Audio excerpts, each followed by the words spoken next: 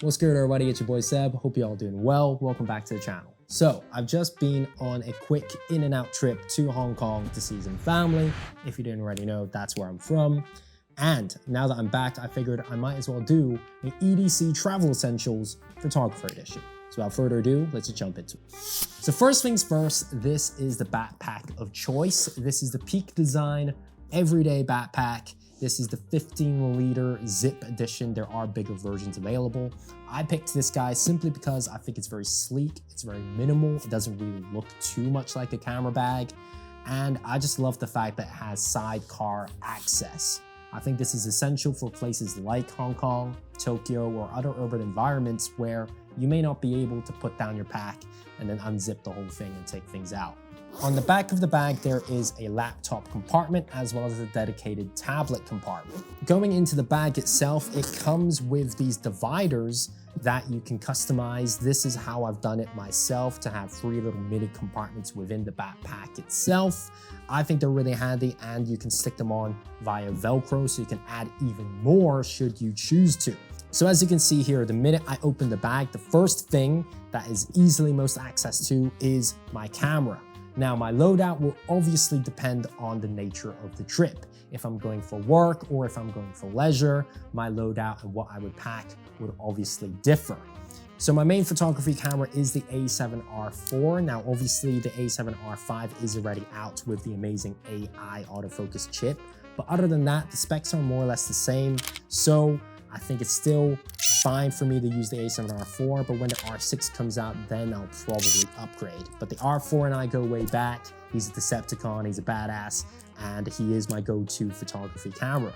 Obviously, this isn't a camera review, so I'm not gonna go too deep into my cameras. My cinema camera of choice and what I'm filming on right now is the FX30. And it is an APS-C camera, but it can shoot in RAW, it does 10-bit color. It is a fantastic budget entry into the cinema line of Sony cameras. So one of my go-to lenses for whenever I'm traveling is the 24-70 Sigma art lens. I think that this is one of the most versatile lenses on the market right now with that focal range.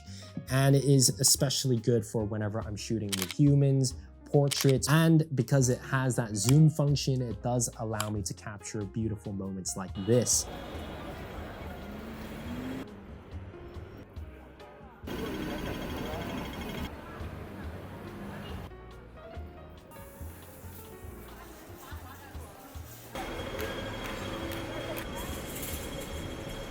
My other go-to lens would be a wide angle, and that is the 20mm 1.8 Sony, which is what I'm filming on right now. I mainly use it to capture A-roll whenever I'm filming any YouTube videos or anything like that, or I would use it whenever I need to get more things into the frame.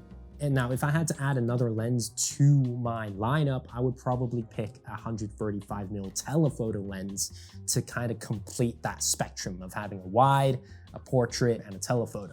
And that's basically my go-to camera and lens combos for whenever I'm traveling. Now, depending on where I'm going, if it's somewhere really interesting or I know I'd be able to get some really cool shots, I would also bring my film camera, which is the Leica Minilux, which is a point and shoot. And it's just a very nice thing to have as a photographer to capture real moments, architecture, scenes in nature, etc., etc. Cannot recommend highly enough having a point and shoot as part of your EDC. Then we have my cable bag. As the name would suggest, this is where I keep all the charging cables, lightning cables, USB-C. I'm so happy that Apple is now part of the USB-C gang. All my power bricks. My go-to kind of travel power brick is this guy from Minix. It has 3 ports, 2 USB-C ports that are 65 watt, and a final USB-A one, which is 36 watt. And it kind of comes already with 2 plug options. The cable bag itself is, I'm pretty sure, a toiletry bag from Muji. What I like about it is that it has this little hook that I can just put up whenever I'm in a hotel or whenever I'm on a train or a plane and I need to quickly charge something, having that quick access, whipping it out, bang.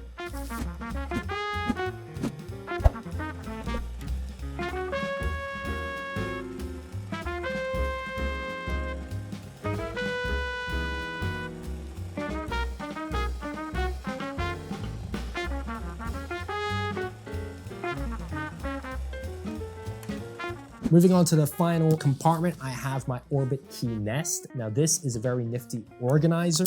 What's cool about it is that it comes with these little dividers that you can then customize on your own to create MIDI compartments within the organizer itself.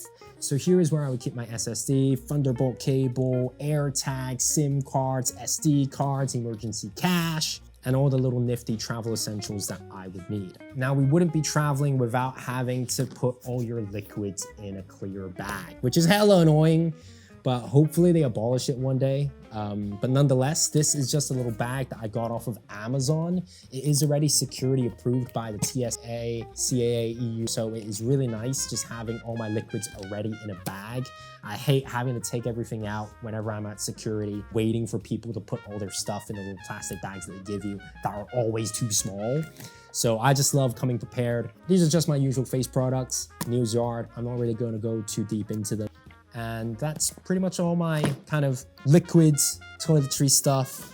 And that is the main compartments of the bag done. On the back of the bag, we have my M1 iPad Pro. This is what I use to illustrate or read or stream whenever I'm long haul traveling. Very nice to have for sure. And I also would pack my M1 MacBook Pro.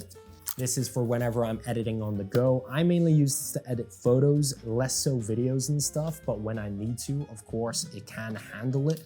It is no replacement for my desk setup, and if you haven't already seen that video, be sure to check it out. And that pretty much sums up everything that goes into the backpack. However, I do also like to travel with a sling. Now this is the Aer City Sling.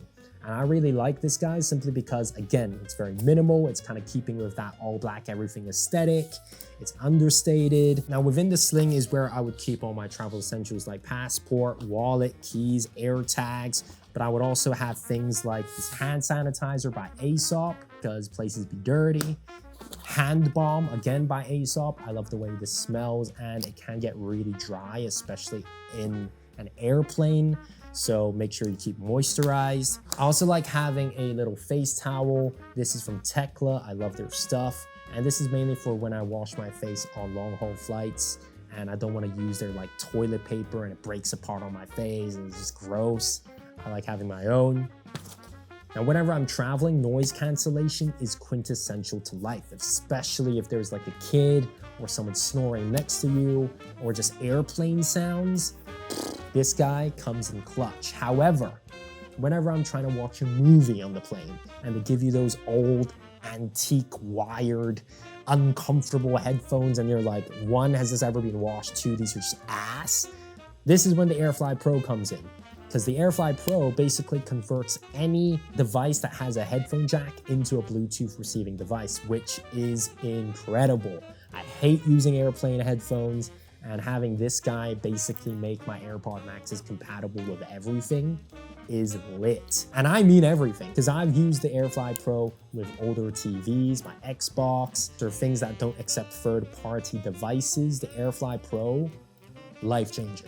And that's pretty much everything that goes into my travel EDC. Now, if you enjoyed today's video, please let me know in the comments below. Consider leaving me a thumbs up and of course hitting that subscribe button. It would mean the world. If you haven't seen my last video, I put a lot of time and effort into it, so please be sure to check it out. And of course, follow me on Instagram. And as always, I've been your boy Seb. Peace.